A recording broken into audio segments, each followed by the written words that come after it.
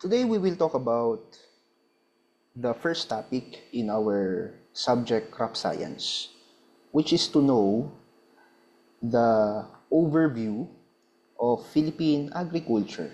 Primarily, our focus is on crops. Okay? Ipagsasantabi muna natin yung animals kasi hindi yun yung concern natin sa crop science, but rather ano ba yung status or overview ng crop production dito sa Pilipinas. To just give you an overview, ang ating sektor ng agrikultura is one of the major sectors in the Philippine economy that contributes to our gross domestic product. In fact, in 2023, ang agricultural sector is contributing 9.4% sa gross domestic product. 9.4%. Yeah, siya ay third among the two major sectors, which is service and industry. Okay? Ang ating service sector is at 62.4%. Ang ating service sector is at 62.4%, whereas ang ating industry sector naman is at 28.2%. Also, the Philippine agricultural sector is employing around 24% of the Filipino workforce in 2022. So malaki-laki rin yung contribution niya in terms of employment. Kapag tinanong kayo sa exam, pang ilan ulit daw ang sektor ng agrikultura sa contribution sa Philippine GDP? Pang ilan? Pang third. Okay? Ang pinakauna is service sector, and then ang pangalawa is ang industry sector. Let's talk about ano ba yung mga key agricultural products dito sa Pilipinas. Ang major na key products natin ay may top 3 din. So that's rice, of course, kasi we are a rice-eating nation, corn, at saka coconut. Ang rice, corn, and coconut, in fact, 80% of the land area dedicated to Philippine agriculture is being used for the production of rice, corn, at saka coconut. 80%. So malaking porsyento ng lupain dito sa Pilipinas na ginagamit sa agrikultura ay for production of rice, corn, and coconut. Ano yung mga major export products naman natin? Major export products natin, coffee, that's one. Banana, pineapple, sugar, and then mangoes. And isa sa mga major crop na natin and major export crop pa natin is yung coconut. In fact, isa tayo sa mga bansa na nakakapag-export ng coconut oil. Isa tayo sa mga topmost countries who is exporting coconut oil globally. So, mataas yung production natin ng coconut oil at the same time, na-export pa natin ito sa iba't ibang mga bansa. However, the problem with the Philippine agriculture, specifically crop production, is that unang-una, we are vulnerable to extreme weather conditions. Typhoon pa lang.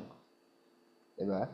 Ilang typhoon na ang na-experience ng Pilipinas kada isang taon? Around 20, diba? To more or less 20 typhoons in a year. So that's one problem. Kasi kapag tinamaan tayo ng typhoon, halos lahat ng mga produktong agrikultura natin sira. At the same time, hindi lang typhoon yung problem natin. Paano naman yung problem natin tuwing summertime? And nagkakaroon tayo ng El Nino. Diba? Tigtuyot. Kailangan ng halaman mo ng tubig, pero dahil may El Nino, wala kang makukuhanan ng tubig. Therefore, mangangamatay lang din itong mga to, and masisira lang din yung mga pinuproduce mong crops. So that's another problem. Another pain that the Philippine agriculture is facing is the pressures from a growing population. In fact, if I'm not mistaken, as of today, we are around at 115 to 120 million sa ating populasyon. And there is a there is a projection na at 2050, okay, at year 2050, aabot na ng 150 million ang populasyon dito sa Pilipinas.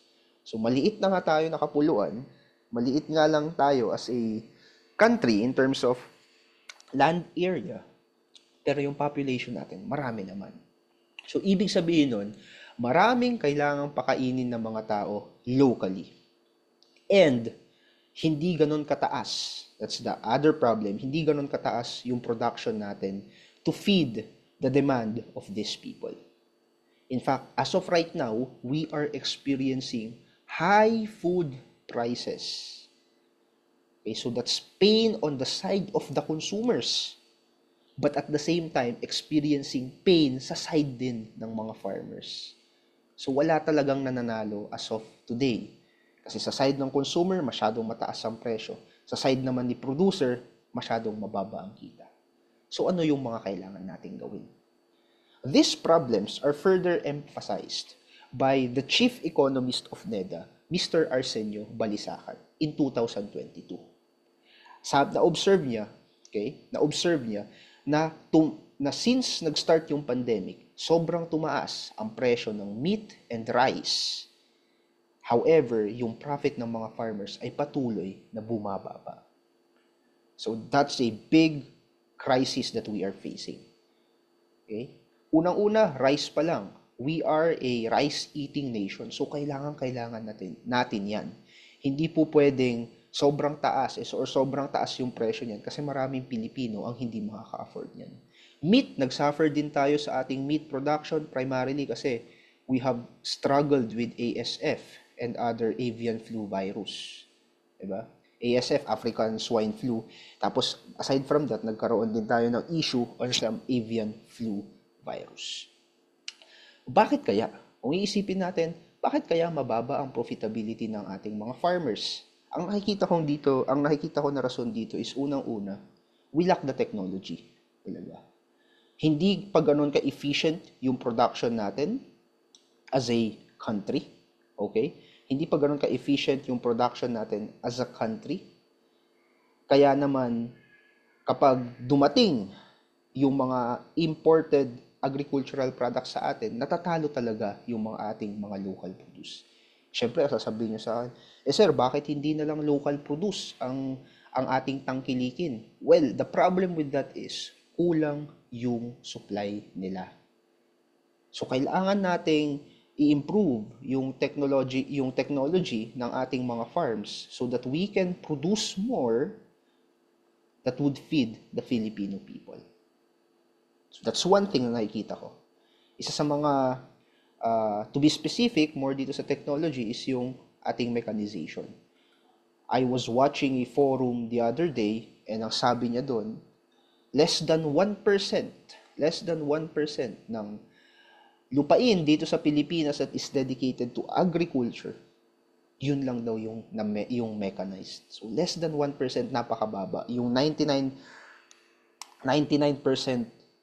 ng lupa dito sa Pilipinas is hindi mechanized. So we are not making the most out of it, economically speaking. Okay? What is the role then of the Filipino farmers dito sa ating Philippine agriculture? In 2022, 10.66 million Filipinos are employed in the agricultural sector. So marami-rami, di ba? Dami niyan. That's, if you remember it in my previous slide, that is around 24%. Ang average daily wage natin noong 2023 sa agricultural labor is around 322 pesos. I think in 2022, ang average na daily wage natin is 301 pesos. In 2021, 285 naman. So, nakikita natin, tumaas naman yung sahod ng mga tao na nagtatrabaho sa agricultural sector pero hindi ganoon kataas. Mababa pa rin actually. Malapit pa rin tayo sa minimum wage sa kapag ganito yung ating sahod. Okay. At the same time, yung ating mga Filipino farmers kasi, naapektuhan din yan ng mga land reforms na ipinasa natin from the previous years. And that as of right now, they really need our help in improving yung mga agricultural support services and infrastructure natin. Ito, infrastructure, we're talking here about roads, and probably we're talking here about mechanization technologies as well. Kailangan talaga nila ng tulong. Kasi hindi ganun ka-modernize ang agriculture dito sa Pilipinas. For the most part, marami sa mga farmers natin, matatanda na talaga. So medyo conservative pa yung approach nila in terms of agricultural practices. So that's the challenge. How are we going to help our Filipino farmers to improve yung kanilang production? How are we going to improve yung agricultural support services natin as well as our infrastructure? Itong land reform programs dito sa Pilipinas, okay to, di ba? Kasi binibigyan natin yung mga farmers ng mga lupa, kay sarili nilang lupa para tamnan, para i-cultivate. So all goods yan. Ang problema dito is that binigay nga natin yung lupa, wala naman silang kapital. Aanhin nila ang lupa kung wala silang kapital na itatanim doon sa lupang yun. Tama? So there is a big gap. There's a gap between that our government, as a Filipino nation, needs to fix. Diyan pumapasok yung role natin as agriculturist. Okay? So bilang part ng ating AFMA law, okay, ano yung AFMA ulit? Agriculture and Fisheries Modernization Act. Okay? Ipinasa natin yung batas kung saan ang mga future agriculturists daw, they need to take a board licensure exam. Because we have acknowledged, the government and the Filipino nation acknowledges na napakahalaga yung role ng mga agriculturists para sa ating food security.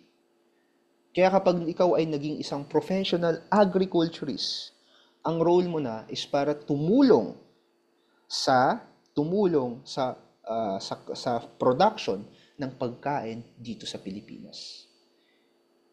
And yung pagtulong na to is through providing the right technology sa ating mga farmers. Turuan sila ng makabago or proper farm management practices.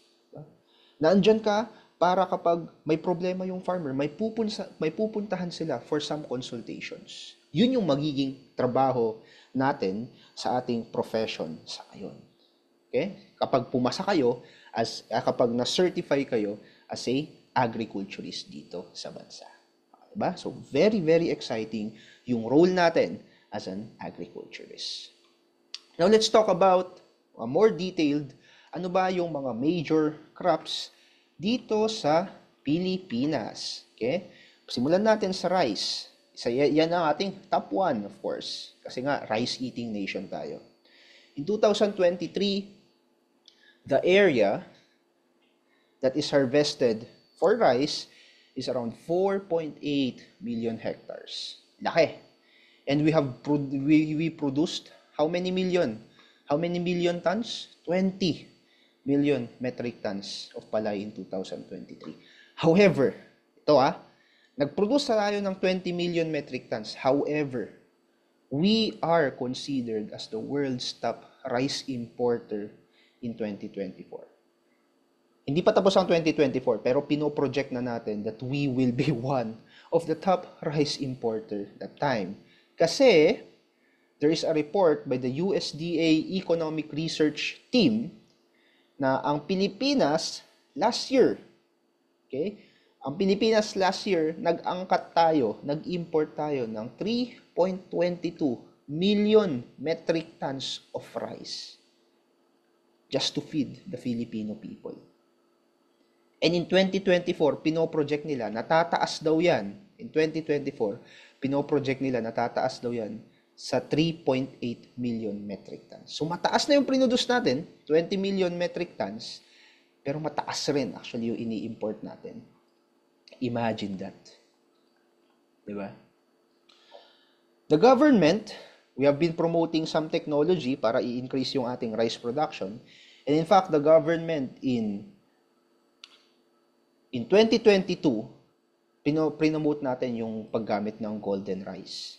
That was in 2022, I guess. April of 2022, nung na-approvean yan, na pwede na tayong gumamit ng golden rice. However, noong April 2023, noong April 2023, pinagbawal na actually yung paggamit ng golden rice na yan kasi isa siyang GMO. And through the Supreme Court's decision, they issued a writ of kalikasan ordering the Department of Agriculture na ihinto yung commercial distribution ng golden rice dito sa Pilipinas. So, well, GMO is a really big issue.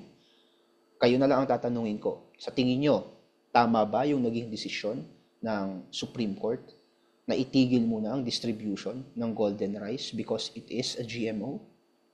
So, kayo na bahalang mag-decide man. Ang top 2 major crop dito sa Pinas is corn, the second most important crop. Total area under cultivation in 2023, 2.54 million hectares. And we have produced in 2023, 8.4 million metric tons. So mataas din ang production natin sa corn. And dahil major crop natin ang corn, the government is also promoting BT corn, Bacillus thuringiensis corn, for hardiness against insects and for it to give us a higher yield. Number 3, syempre, rice, corn. Ano yung susunod na major crops ng Pilipinas? Coconut. Okay? Ang coconut, 3.6 million hectares ang tinamnan natin ng coconut noong 2023. And that is how big of a production was that? 14.8 million tons the same year. Okay? In 2015, we are one of the largest producers in the world. Ilan yung produce natin? 19.5 million tons. And very important ito, both for domestic and export used. Okay? Napakahalaga talaga ng coconut kasi in demand siya. Hindi lang dito sa Pilipinas, pero maging sa ibang mga bansa. So, isa to sa mga binabantayan na product ng Department of Agriculture kasi mataas yung export potential niya. And alam naman natin, kapag marami tayong ini-export, nakakatulong yon sa pagpapalaki ng gross domestic production ng ating bansa. Next one, we have sugar. Ang sugarcane production natin is around 21.65 million tons in 2023. More than 60% of that comes from the Western Visayas region. Primarily, Negros Occidental, noong 2023, nag-produce sila ng 11 million tons. So, Negros Occidental, malaki talaga ang plantation ng sugarcane doon.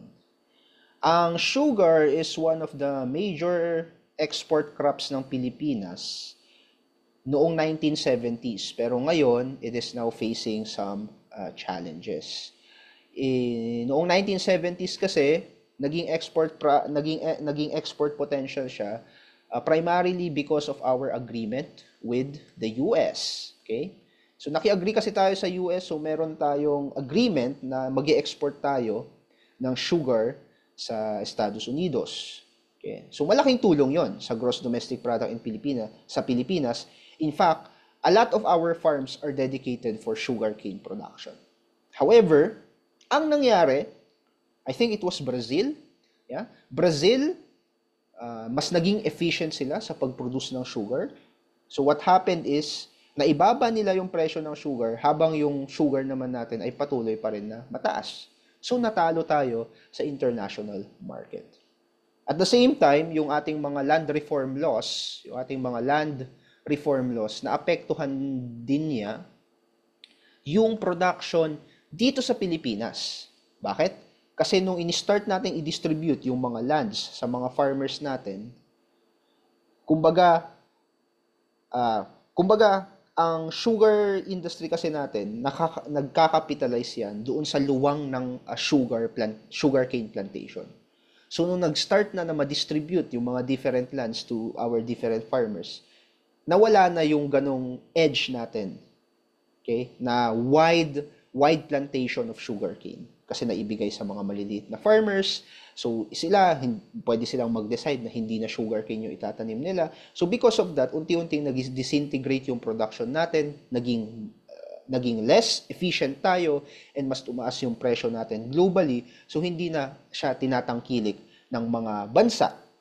Okay? Hindi na siya tinatangkilik ng mga bansa na i-export galing sa atin. Okay? So yun yung naging problem natin in terms of sugar. Pero as of now, ine-export pa rin naman natin ang asukal. Banana.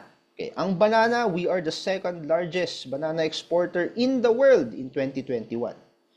And alam nyo ba kung anong region daw yung pinaka mataas ang produce ng banana? Davao region. Okay? They produced 32 million metric tons in 2023. At hindi lang mabigat yung banana ng Davao region, maganda pa. Kaya gustong-gusto siya ng ibang mga bansa.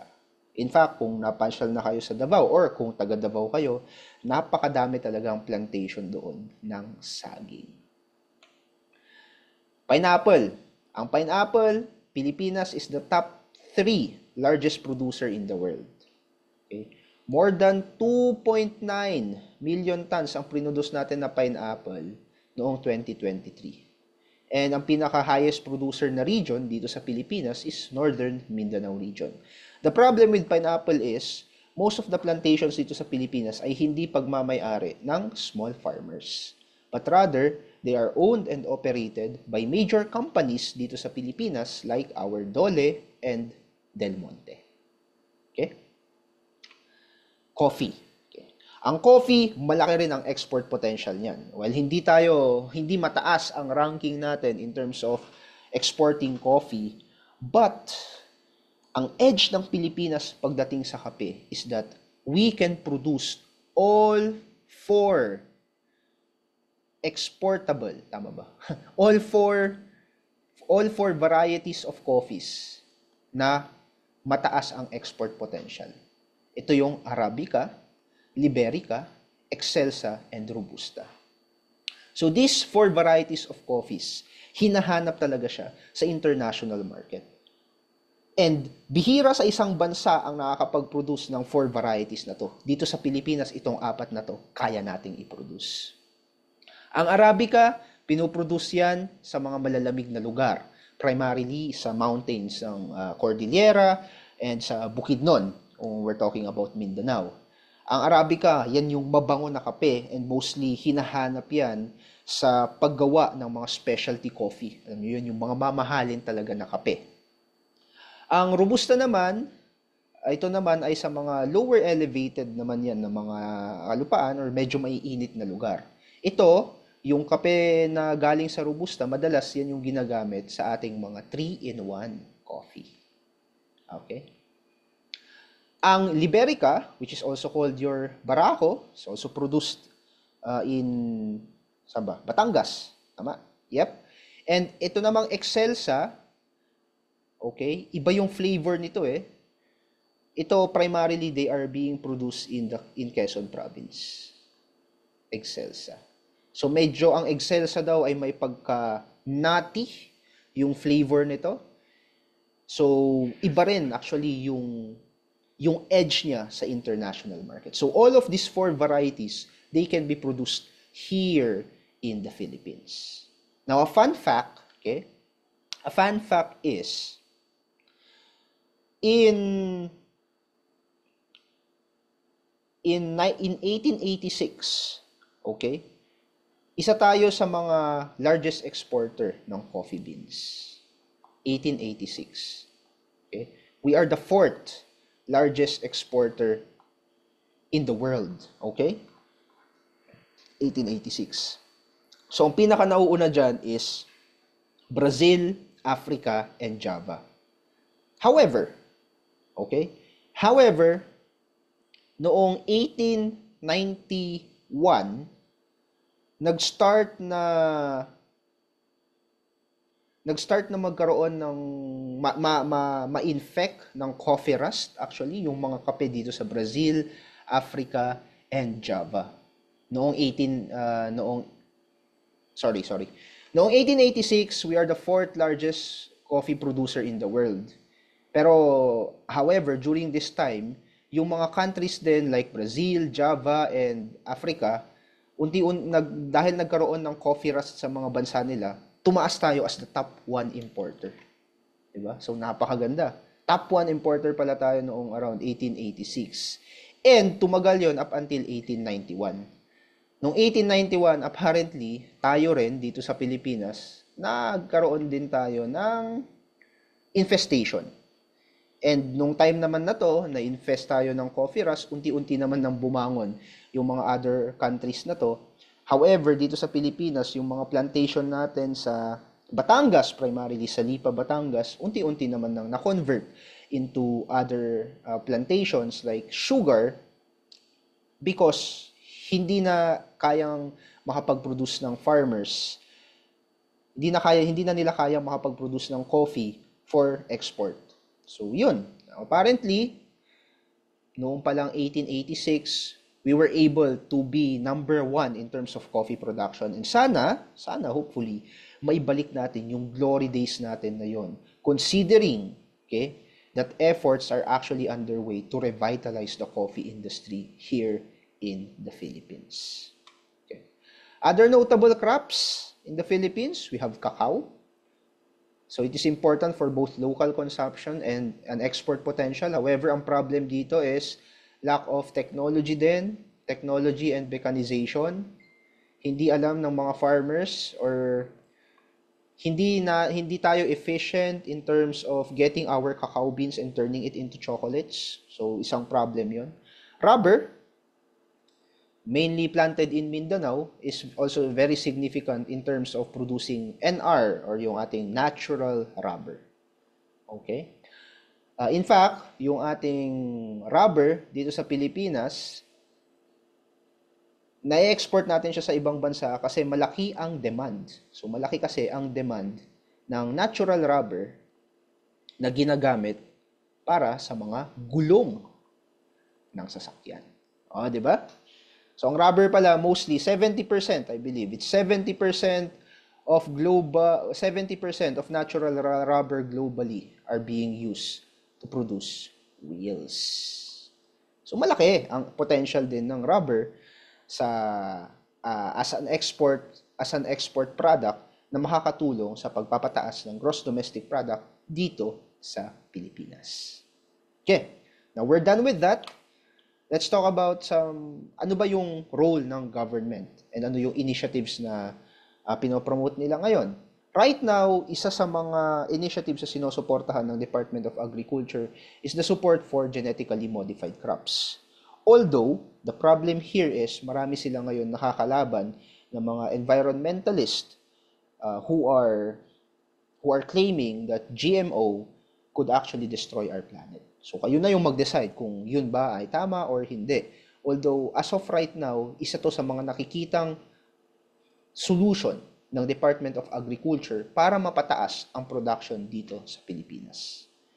And of course, ito, yung mga land reform initiatives ng Department of Agriculture, pushing through pa rin naman yan. Patuloy pa rin silang nagdi-distribute ng lupa para sa mga magsasakang Pilipino. The problem, nasabi ko to kanina, is hindi lang naman lupa ang kailangan ng mga to. Kailangan din nila ng capital para pang-suporta sa pag-produce pang-suporta sa kanila para makapag-produce sila efficiently and ng maramihang ng agricultural products. That's one thing. Okay? And also, the Philippine agriculture as of right now is experiencing environmental and social issues. I say environmental kasi dahil gusto nating mapataas ang production natin, marami na ding kalupaan dito sa Pilipinas ang nasisira. Sa aming lugar, sa Cordillera, primarily sa Benguet, we are a vegetable farming community there. The problem with vegetable farming and the problem with our topography is we cannot do vegetable farming intensively sa mga patag na lupa kasi wala kaming patag na lupa doon. So what our farmers did is patagin. Gawing terraces yung mga lupa namin sa bundok and yun yung pagtaniman natin ng vegetables. Now, that's a good way to earn profit if you're a farmer and to support your family. Of course, kailangan yun. The problem is, nagkakaroon ng environmental degradation. Mas nagiging toxic yung lupa dahil malakas din ang pag-a-apply namin ng different insecticides and pesticides sa aming lugar. Kaya naman magaganda yung tubo and makikinis yung aming mga vegetables doon. But that is destroying the environment. Pero at the same time, sabi ko nga, it is destroying our environment, but at the same time, it is a necessity. Kailangan gawin ng mga farmers kasi kailangan nilang pakainin yung kanilang mga pamilya. So, dyan papasok yung social issues. Paano natin tutulungan yung mga farmers natin? In fact, dito sa Pilipinas, marginalized ang ating mga farmers. Ibig sabihin nun, they are in the brink of poverty. So sila na nga yung nagpuproduce ng ating pagkain, pero at the same time, sila yung naghihirap. So hindi makatarungan, di ba? Kasi sa ibang bansa, katulad sa West, ang mga farmers nila doon ay mayayaman. They are owners of hectares and hectares of land and they are producing a lot and a lot of food. Here in our country, it's the other way around. Marami sa atin ang small-scale farmers, marami sa atin ang nagrerenta lang ng lupa para makapagtanim and para may maipakain sa atin. So how are we going? How are we going to solve that problem? And isama mo pa yung effect ng climate change, like yung droughts, El Nino, typhoons, La Nina, and yung impact nila sa ating crop production, then it is really an issue that the Department of Agriculture needs to focus on. So yan naman ay credit sa ating gobyerno ay pinagtutuunan natin ng pansin. Okay? So hopefully tayo na mga agriculturists soon ay makatulong sa pagsusolusyon sa pagbibigay ng solusyon, real solutions sa mga problema ito. Okay, so handa na ba kayo? Are you ready to be called a future professional agriculturist?